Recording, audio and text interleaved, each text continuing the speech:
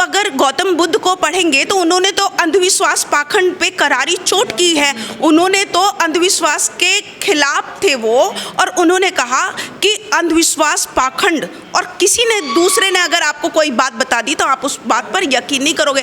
तो फिर उन्हीं के परिसर में, बोध गया के परिसर में आप अंधविश्वास पाखंड को कैसे फैला सकते हो? पिंडदान होता है। हाँ, पिंडदान होता है। वहाँ पर आपने बुद्ध की मूर्तियों को ही कुंती के पुत्र बता दिया, या बुद्ध के जो वो थे, जो छोटे छोटे स्तूप बने हुए थे, उनको आपने शिवलिंग बना दिया। बुद्ध की मूर्तियों को आप कपड़े पहना रहे हो। तो ये सारी चीज़ें हैं जो अंधविश्वास पाखंड, क्योंकि होता क्या है कि अभी तक जितने भी इनके जो मंदिर है, चाहे वो अमरनाथ हो, बद्रीनाथ हो, अयोध्या, हमारी जितने भी इनके मंदिर हैं, वो सारे के सारे बुद्ध के मंदिर हैं और उन पे कब्जा किया गया। लेकिन इसी पर ही ये भी कब्जा करना चाहते। एक बौद्ध विरासत हमारी बची है जिसको पूरा विश्व जानता है। कानून बना हुआ है ना कि 4 बौद्ध रहेंगे, उसमें 4 हिंदू ब्राह्मण रहेंगे। देखिए, नहीं तो वो तो वही तो उसमें डीएम को अध्यक्ष बना दिया। डीएम का क्या मतलब है? अगर आप डीएम को अध्यक्ष बनाते हो तो फिर तो सारे जितने भी तुमने बड़े बड़े मंदिरों में मतलब तुम रहते हो, वहाँ पर भी तुम्हारा डीएम, वहाँ पर भी सरकार का हस्तक्षेप होना चाहिए। वहाँ पर भी हम लोग या बुद्ध भिक्षु या और धर्म के लोग आपके मंदिर में भी होने चाहिए। ये तो एक जालसाजी थी जो उन्होंने बीटी एक्ट बनाया। तो क्या बोध गया को हिंदूकरण कर दिया गया पूरी तरह से? पूरी तरीके से तो कभी नहीं हो सकता, लेकिन हाँ, वो कोशिश जरूर कर रहे थे, और उसी कोशिश को नाकाम करने के लिए वहाँ पर हजारों बौद्ध भिक्षु बैठे हुए हैं और अपने बौद्ध विहार को मुक्त कराकर ही रहेंगे। और आपके चैनल के माध्यम से सरकार से ये मैं कहना चाहती हूँ कि जब सबके धार्मिक स्थलों पर उनकी पकड़ है या वो लोग उसको यूज़ करते हैं, तो फिर हमारे बौद्ध विहार पर बौद्ध भिक्षु क्यों नहीं रह सकते? वहाँ पर पंडित पुजारी क्या कर रहे हैं? तो सरकार को ये निर्णय लेना चाहिए, क्योंकि सरकार भी इसलिए नहीं, क्योंकि बहुत सारे जो कंट्री हैं वो सारे बुद्ध के धर्म को मानते हैं। और वहाँ पर आज आपने देखा होगा कि इन्होंने जालसाजी से इंटरनेशनल फ़्लाइट आज से 12 दिन पहले ही कैंसिल कर दी, ताकि बाहर के लोग वहाँ पर ना आ जाएं, क्योंकि अब की बार वहाँ इतना बड़ा आंदोलन, बाहर के देश मतलब पूरे विदेश आने वाले थे, चाहे वो थाईलैंड हो, वियतनाम हो, चाहे वो अमेरिका हो, सब जगह मतलब हर जगह पूरे बाहर के देशों में, विदेशों में पूरे बौद्ध विहार का आंदोलन चल रहा है और वो सारे लोग आने वाले थे। इसीलिए इन्होंने इंटरनेशनल फ़्लाइट को बंद किया ताकि वहाँ लोग ना पहुँचे। देखिए, जो वहाँ पर जो आंदोलन चल रहा है वो हमारे बुद्ध विहार को बचाने के लिए चल रहा है, जिसमें क्या हुआ कि ये जो लोग हैं, मनुवादी जो लोग हैं, वहाँ पर कब्जा किए हुए हैं। मैं ये कहती हूँ कि जब किसी मंदिर में कोई दूसरे धर्म का प्रवक्ता नहीं मिल सकता, या जो धर्म को फैलाते वो नहीं मिल सकता, तो फिर हमारे बुद्ध विहार में क्यों?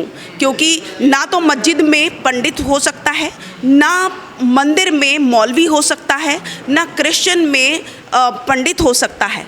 तो फिर हमारे बौद्ध विहार में कैसे वहाँ जो है पंडित वहाँ पर है? इसी से मुक्ति के लिए पिछले 90 दिन हो गए होंगे, लगभग 90 दिन से वहाँ पर आंदोलन चल रहा है। लेकिन कुछ मनुवादी ताकतें वहाँ पर बहुत स्ट्रांग हो रही थी और उन्होंने कहा कि हम इस आंदोलन को पोस्टपोन कर देते हैं, और वो हुआ भी पोस्टपोन हुआ। लेकिन जो दूसरे जो भंते जी थे, चाहे वो जो आकाश लामा जी टीम के जो मेंबर थे, उन्होंने और प्रज्ञाशील भंते जी ने उसको पोस्टपोन किया। लेकिन जो दूसरे वहाँ पर भंते जी बैठे थे, चाहे वो भंते राहुल करुणशील जी हों, विनयचार्य जी हों, और भी बहुत सारे, कम से कम हज़ारों जो भिक्खु बैठे थे, उनको इस चीज़ से ऑब्जेक्शन था कि भाई अगर हम लोग यहाँ पर बैठे तो एटलीस्ट हमसे सलाह तो ली जाती। कि अगर रही बात देश की सेफ्टी की कि भाई पाकिस्तान और भारत का जो है वॉर चल रही है, इसलिए हमने पोस्टपोन किया है, तो बहुत शांति प्रिय तरीके से वहाँ पर लोग बैठे थे। और वो धरना जो है, भले ही ज़्यादा लोग ना बैठे रहते, लेकिन थोड़े से लोग बैठ के वहाँ पर धरना रहते। और सबसे बड़ी बात, अब वो आंदोलन पोस्टपोन नहीं हुआ है, वो कंटिन्यू चल रहा है। क्या लगता है आपको, लगातार कई बार बोधि विहार को मुक्त कराने के लिए आंदोलन हुए लेकिन सफल नहीं हो पाए, ये आंदोलन सफल हो जाएगा?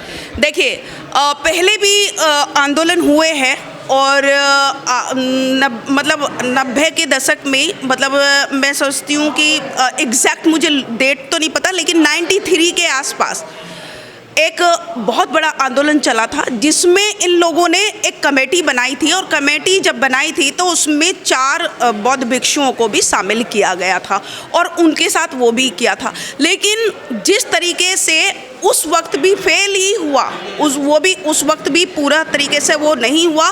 लेकिन अब जो वहाँ पर जो बैठे हैं, भंते जी जो बैठे हैं, वो इस बुद्ध विहार को आज़ाद करा कर ही जो हिंदू ब्राह्मण वहाँ पर हैं बुद्ध विहार में, वो कह रहे हैं हमारी आस्था है ना गौतम बुद्ध में। देखिए नहीं तो वो गौतम बुद्ध में कैसे आस्था है?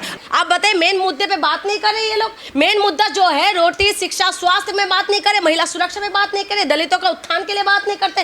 क्या करे ये लोग बताइए? और जो नेता दलितों के उत्थान की बात करेंगे उनके साथ उनको बदनाम करते। पूरा मीडिया, ये चाटुकार जितना भी मीडिया है, पूरी तरीके से जो है ये सिर्फ दलितों के पीछे पड़ जाएंगे। क्यों पड़ जाते हैं? क्यों बड़े बड़े जो नेता है, जो दलितों की तरफ से, जो पिछड़ी जाति से आए हुए नेता, उनको बदनाम करने में लग जाते। क्या इन लोगों में से भ्रष्टाचारी नहीं है? उनके पीछे नहीं पड़ते मीडिया, उनके पीछे क्यों पड़ते हैं? उसको समझे। ये मुद्दे को सिर्फ और सिर्फ भटकाने की कोशिश करते हैं। सिर्फ और सिर्फ इनको ये है कि किसी भी तरीके से जनता को उलझा के रखे। हाँ, आप एक बात बताइए, मेन मुद्दा क्या है देश के अंदर? महिला सुरक्षित है? आज आपकी बहन, आपकी माँ, आपकी भाभी अगर बाहर निकले ना, जब तक घर के अंदर नहीं है, हर एक के आदमी का जान धड़कता होगा। सुरक्षा कौन देंगे? हमें कौन देंगे? सरकार देंगे ना। सुरक्षा क्यों नहीं है? आप भी बोलते थे ना कि महिला रात को स्कूटी लेके 12 बजे जा सकते। यही यूपी के अंदर क्या हुआ? जा सकते। वही स्कूटी लेके महिला गया था तो उसकी क्या करा? उन्होंने रेप कर दिया। तो यही सारी चीज़ें हैं कि ये लोग सिर्फ और सिर्फ भटकाने की कोशिश है। आपको सुरक्षा देने का काम आपका है, सरकार का है, पुलिस का है। पुलिस को कौन करेंगे?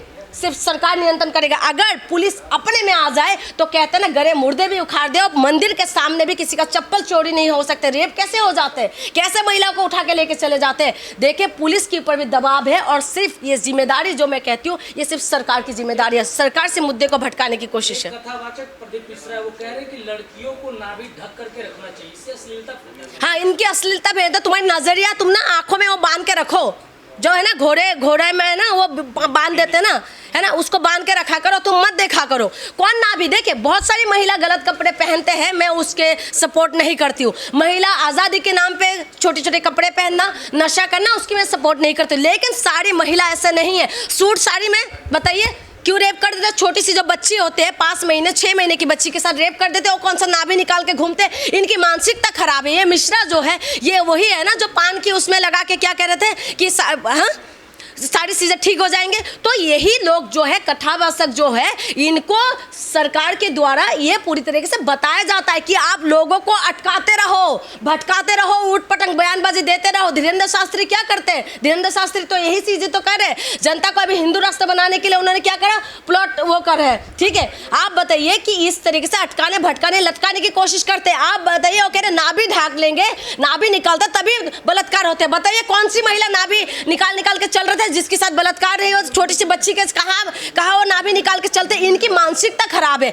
ये महिलाओं को सिर्फ और सिर्फ दोष देना चाहते हैं। सिर्फ महिला क्यों? तुम अपनी मानसिकता क्यों ठीक नहीं करते? तुम मत देखो महिला की नारी, तुम मत देखो ना, नाभि मत देखो तुम लोग। तुम्हारी मानसिकता खराब है और तुम महिलाओं को बोलते हो। देखिए, गलत कपड़े का मैं सपोर्ट नहीं करती, नशे की मैं सपोर्ट नहीं करती। जो महिला आज़ादी के नाम पे पहनते हैं या पीते हैं, उस चीज़ों का सपोर्ट नहीं करती। लेकिन महिलाओं के साथ अगर बलात्कार हो रहे तो इनकी मानसिकता खराब है। और ऐसे कथावाचक को तो मैं पूरी तरीके से सिर से नकारती हूँ। और मैं लोगों से भी निवेदन करती हूँ कि इनके पास मत जाया करो। इनकी मानसिकता खराब है और ना वो आपको अच्छा शिक्षा दे सकते हैं, ना अच्छा भविष्य दे सकते हैं।